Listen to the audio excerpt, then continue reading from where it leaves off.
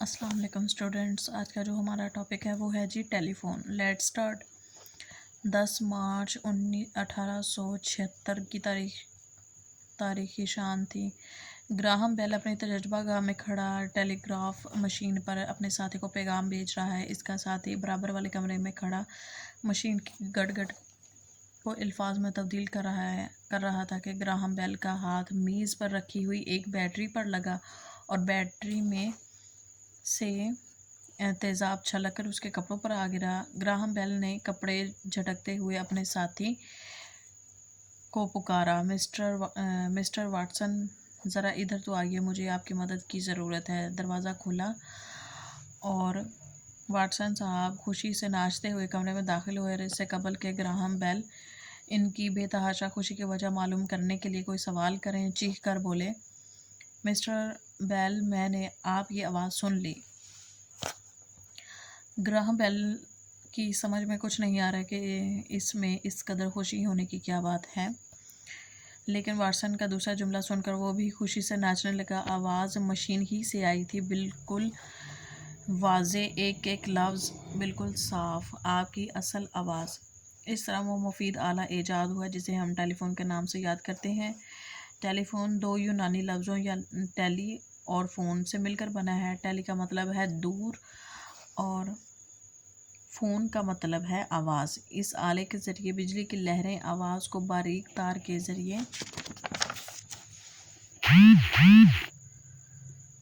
ایک جگہ سے دوسری جگہ منتقل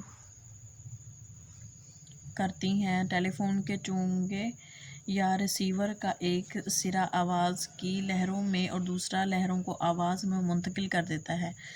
ٹیلی فون کی افادیت سے کون واقف نہیں؟ جو بات پہلے خط و کتابت کے ذریعے ہفتوں اور مہینوں میں ایک دوسرے تک پہنچ پاتی تھی، اب چند سیکنڈ میں ہو جاتی ہے۔ گھر میں ٹیلی فون ہو تو فوری طور پر ڈاکٹر، پولیس اور فائر بریگیڈ کو بلایا جا سکتا ہے۔ دور دراز ملکوں میں رہنے والے عزیزوں اور کاروباری لوگوں سے چند منٹوں میں رابطہ قائم کیا جا سکتا ہے۔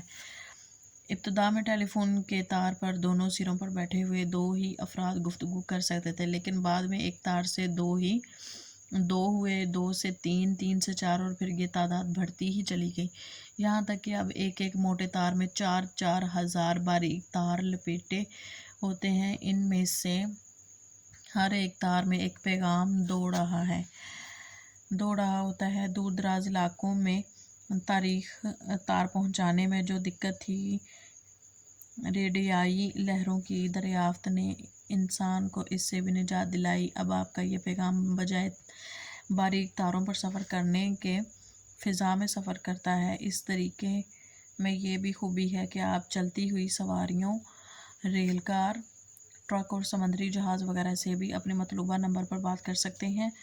اس سہولت کے بعد دنیا میں ٹیلی فونوں کی تعداد بہت زیادہ بڑھ گئی۔ امریکہ تمام ملکوں میں اول نمبر پر ہے۔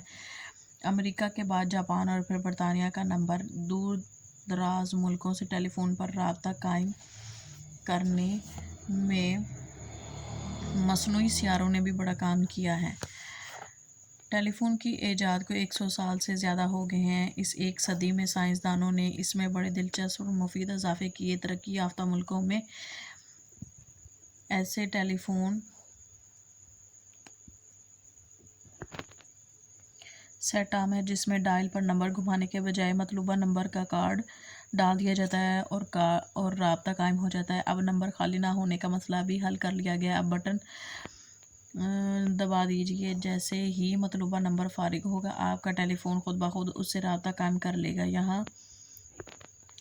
یہی نہیں بلکہ آپ چاہیں تو پیغام محفوظ کرنے والے بٹن دبا کر صبح گھر سے نکل جائیں، شام کو واپسی پر ایک بٹن دبانے پر آپ کا ٹیلی فون سارے پیغامات سنا دے گا، اور اگر آپ چاہیں کہ وہ بجائے پیغام محفوظ کرنے کے فوراً آپ کو پہنچا دیں تو یہ بھی ممکن ہے۔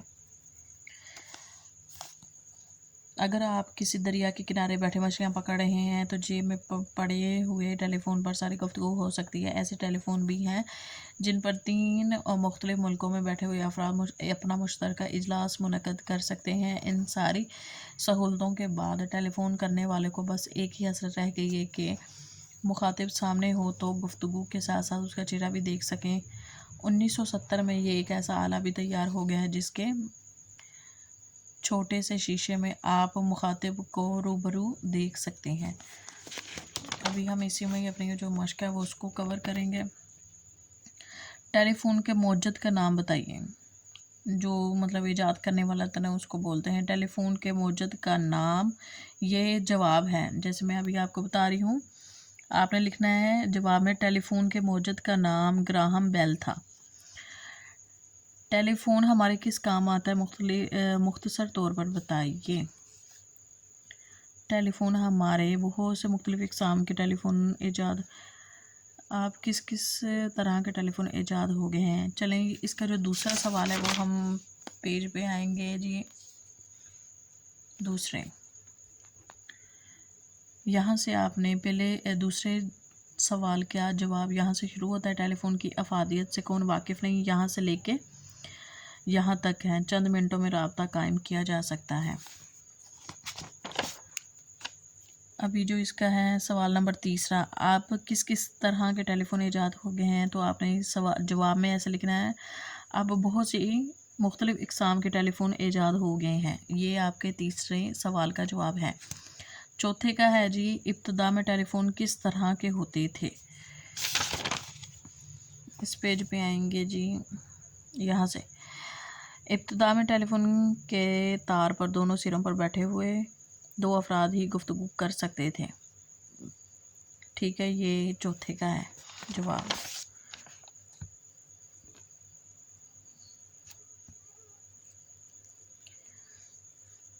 फिर है जी पांचवा, टेलीफोन किस तारीख को ईजाद हुआ। टेलीफोन 10 मार्च 1876 को ईजाद हुआ। ठीक है, ग्राहम बेल का वाक़या अपने लफ्ज़ों में लिखिए। आपने उसके मुतालिक जो भी आपने पढ़ा है वो आप लिख सकते हैं अपनी तहरीर में। मंदरजा से लफ्ज़ों को वाहिद या जमा लिखिए। जैसे तजर्बा गाह है, इसका होगा तजर्बा गाहें। कमरे कमरा, मशीन मशीनें, कपड़ों कपड़ा।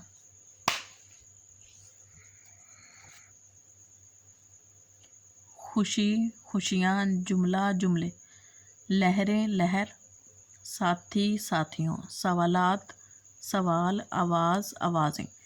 ठीक है, इस सबक के पहले सफ़े पर जो जो हर्फ इस्तेमाल हुए हैं उन्हें अपनी कापी में लिखिए। इस सबक के पहले सफ़े पर जो जो लफ्ज़ फ़ेल के तौर पर इस्तेमाल हुए हैं, मतलब काम के तौर पर जो भी इस्तेमाल हुए हैं वो भी आपने अपने कापी पर लिखने हैं। इन्हें अपनी कापी में लिखिए। चलें जी, आज का जो टॉपिक है वो आपके लिए बहुत हेल्पफुल होगा। आप मेरे चैनल को ज़्यादा से ज़्यादा लाइक करें, शेयर करें, सब्सक्राइब करें। अल्लाह हाफिज़।